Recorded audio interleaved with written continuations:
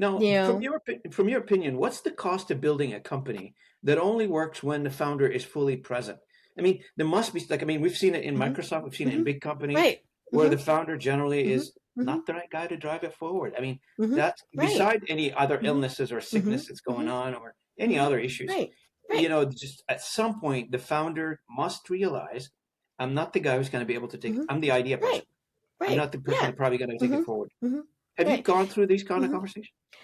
I haven't, but it's so interesting because things change, right? The markets change, technology changes, right? AI is, of course, the big disruptor, and I know that you've spoken with folks about that, and it really is one of those where a wise business person is always doing succession planning and thinking, and now maybe they're passing it down to their kids, they're doing whatever it is, but they should be thinking, what is next? I really do want to go on a vacation. I remember I was talking to a CEO one time, and he has about 5,000 employees. I mean, he's got a fairly large company. And I loved what he said. He knew he was successful when he went on vacation for 2 weeks and nobody called and nobody emailed him. He said, I knew I had the perfect team of people. That's But how wonderful. many You of know us that? could do that? Mhm. Nobody, no, nobody. I haven't heard anybody that does Right. that. Right. Yeah. And of course then the thought was, well, he is replaceable. Well, no, because he still is the idea man. He's still and but yeah, what could you go on vacation for a day and not look at emails, not get text messages or phone calls?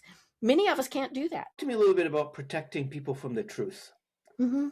How do you advise on that? It is, I think the truth always comes out. And I, my background is also in corporate communications. And so we want to protect, we don't want people to feel bad. We don't, and so that's part of why sometimes we don't talk about what we're going through. We don't want them to feel bad.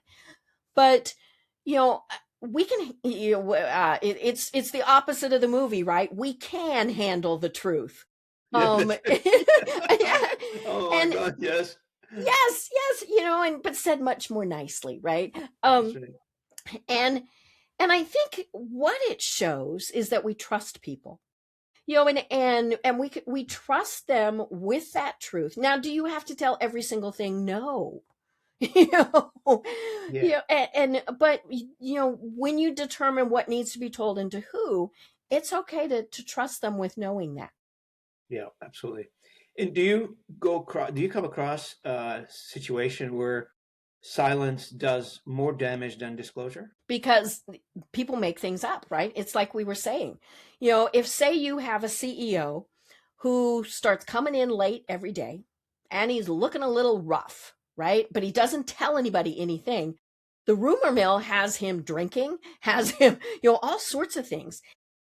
So, and I mean, I've been there with, when I was in corporate communications in, large organizations where we were going through some mergers and acquisitions and we just didn't know. And so we didn't say. And so, of course, everybody made everything up. And I tell people it really is okay to say, we don't know, but we'll tell you when we can.